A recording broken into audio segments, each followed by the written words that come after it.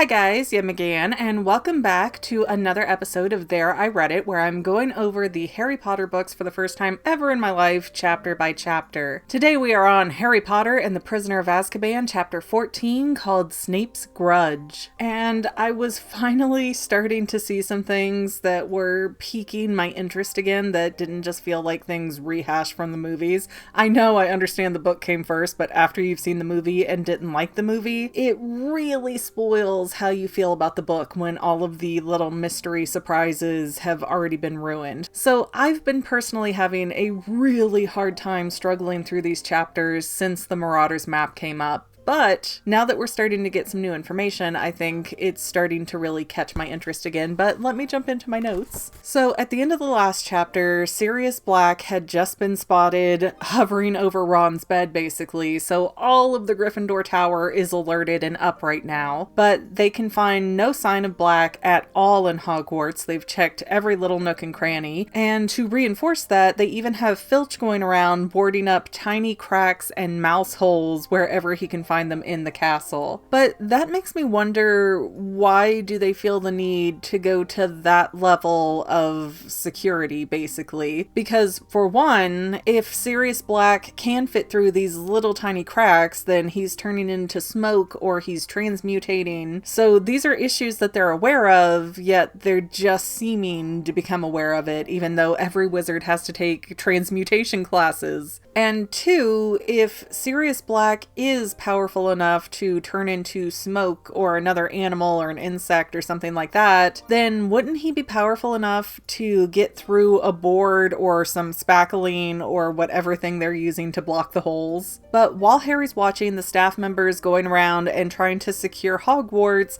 he's decided that he's gonna say nothing about the one-eyed witch statue that takes you into, oh gosh, what, Honeydukes. Honeydukes, I think that's the right place, right? If I'm wrong, the comments will light up and yell at me. But that right there shows a real lack of Harry taking this issue seriously. Because instead of saying, hey, look, I know about this secret passageway and you guys might want to be aware of this and block it off or something like that, he's taking a very, very selfish, childish approach, which again, granted, he is 13, but still, it's not like people are not always trying to kill him to where maybe he should take these threats seriously. But yeah, Harry's stance on this, I'm going to keep my mouth shut because it's what I want to do. I want to be able to leave the castle. It's not like a magical castle can keep my interest when everybody else is away. So I find that frustratingly immature for Harry when he has been starting to show some growth. It's sort of like a big step backwards. And it really just doesn't reflect well on Harry as a character. You know, we want our heroes to make the right choices and say and do the right things. And Harry just again and again proves that he's a normal kid. I mean, there's really nothing special about him that should make us want to follow him other than the fact that he's new to the wizarding world, so this is all new to him. And because it's new to Harry, it gets to be new to the audience, and we get to hear about it as an outsider. But then again, Hermione's also an outsider, and we could have all these stories from her point of view too, but it is what it is. You know, Harry Potter is not going to turn into Hermione Granger and the stupid boys who never listen even though she's right.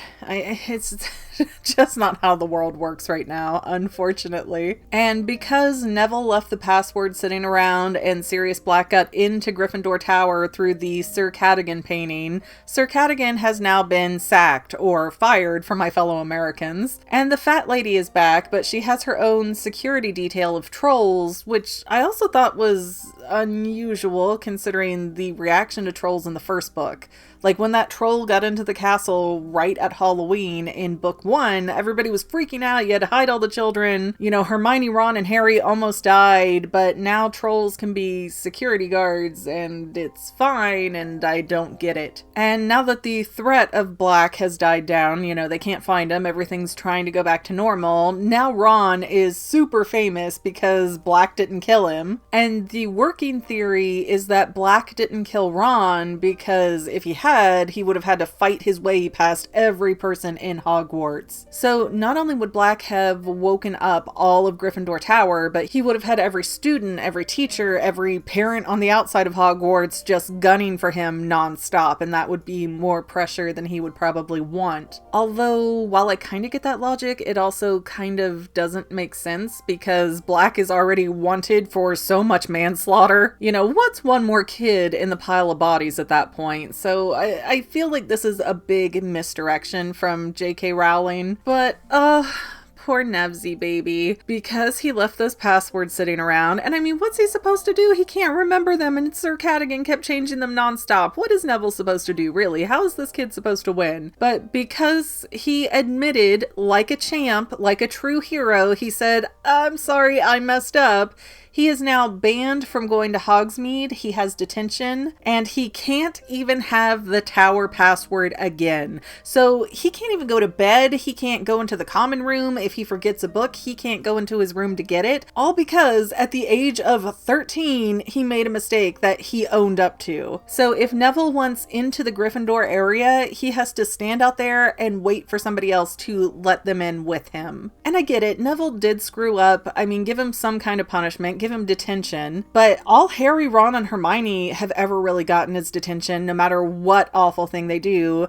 This kid just left a note sitting around, and he is banned from ever leaving the castle. He can't get into Gryffindor Tower. I mean, that is very extreme, and it's only that extreme because everybody is so far up Harry's butt. I understand that Black is after Harry, they want to protect Harry, but it shouldn't be this spiral that only Harry Potter matters in the whole entire Wizarding World universe. And I can say with pretty strong confidence after reading 2.5 of these books that if Harry had done this instead of Neville, Harry would have never admitted to it, ever. He would have just been like, oops, and felt a little bit bad privately, but never have turned himself in. So Neville is the true hero, he is the true champion, and you will not change my mind about that. Oh, and then the snitchy school went and told Neville's grandmother, who is like his closest surviving relative, and Granny sent in a howler saying how Neville shamed the whole family with his actions.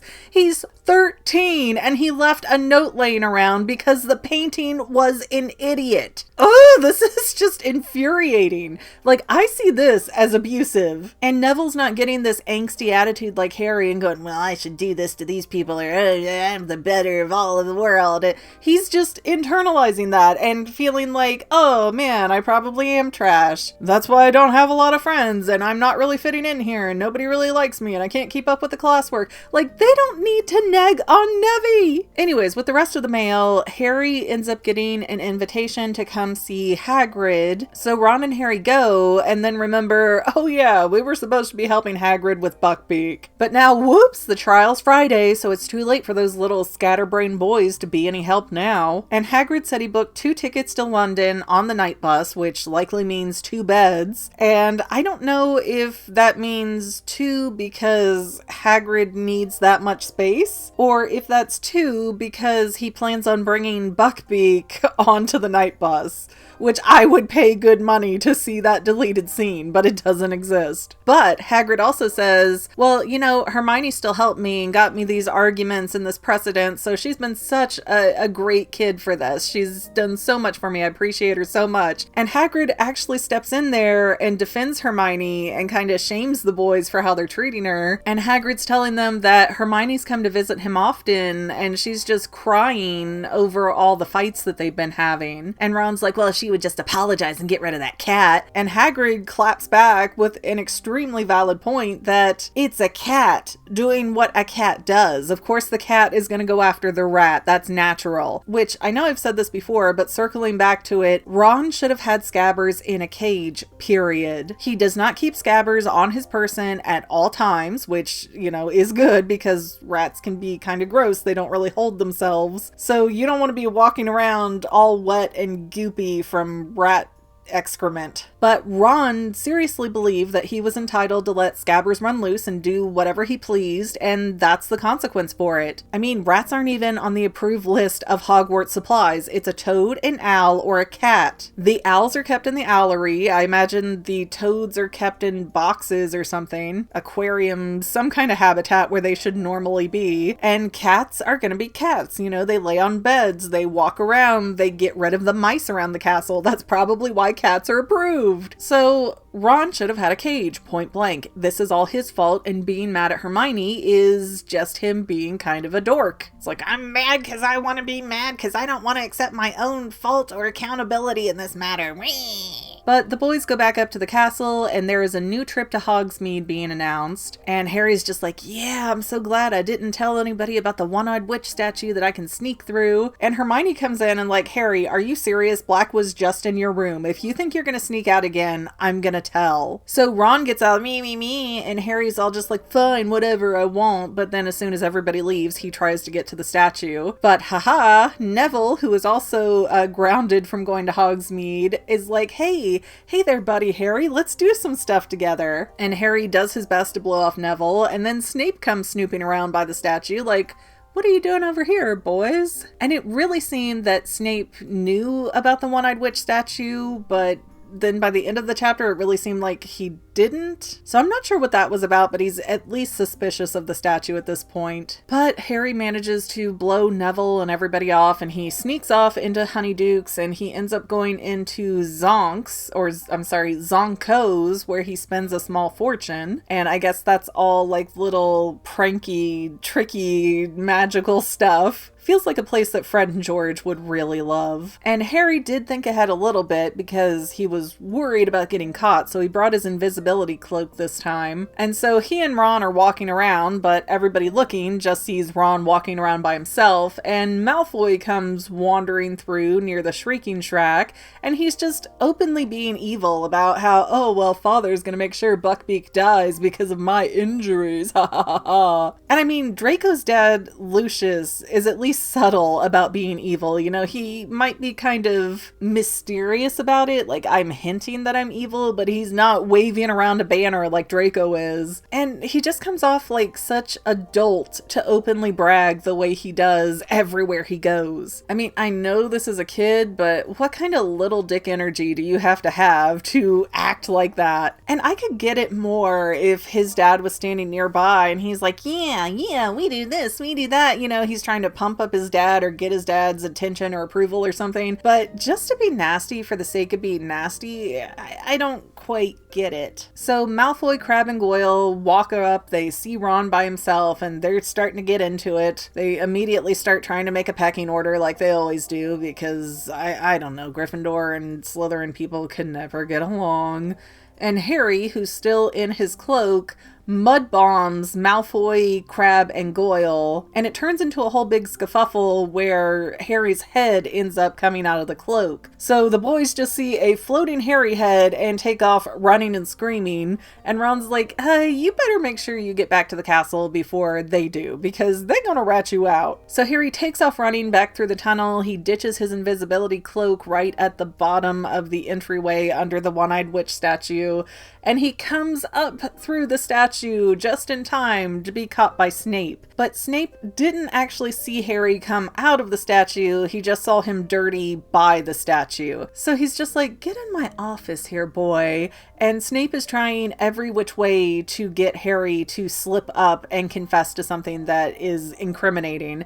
And when nothing is really working, Snape starts going after James Potter, which, as we saw earlier in the book, is a really big nerve for Harry. So anytime somebody says something bad about James, Harry's like, don't you talk about my daddy. But I mean, really, he's your dad. Yeah, you're gonna have some biological bias and loyalty there, but you don't actually know this man. He could have been a horrible person for all you know. So this extreme level of blind loyalty is again something I don't quite understand or relate with at all here. And after a few minutes, Harry starts getting really teeth-grittingly angry, and he snaps out, well, my dad saved your life, Snape. And Snape is like, oh, is Was that the story you heard? No, kid. Your dad played a deadly prank on me that would have gotten me killed, and then he got scared for his own skin and kind of reversed it or helped me out of it so that he wouldn't get in trouble. So yeah, he saved me, but only because he put me in that predicament. And then Snape finally got frustrated enough that he's like, turn out your pockets.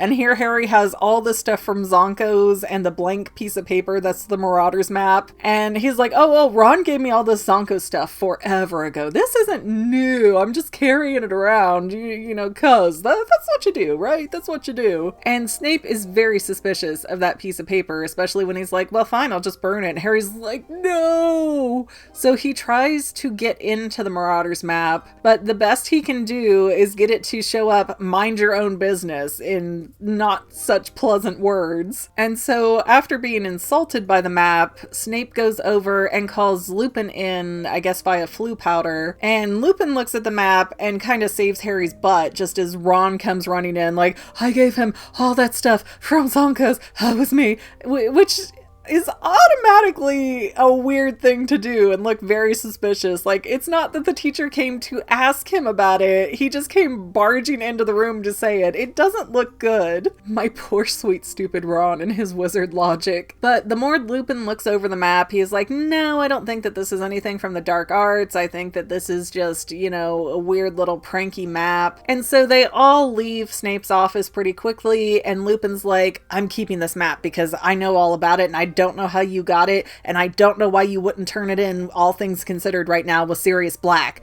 Which he's completely right. That is a very smart, justifiable thing to say. If Lupin had just handed the map back to Harry, I would have thought, well, Lupin's evil at this point. If he knows what it is and he hands it back, he's just evil. But that moment really made me believe that Lupin used to own the map, or at least he was among the circle of friends who would control the map before. So probably James, Sirius, and Lupin. And then Hermione comes up and Ron is just savagely mean to her. I don't know when he's gonna get his head out of his rear, but I do not like mean Ron. And Hermione's just like, well, I thought you guys should know that Hagrid lost his case with Buckbeak, so Buckbeak's gonna die. And that's the end of the chapter. They left us there. They left us there to soak in that horrible, horrible news. But I'm glad that the story is kind of picking up for what seems to be the final act right now, and we have all these little moving pieces coming closer and closer together so that we can solve the puzzles. But I really just want to get through this book and start 4.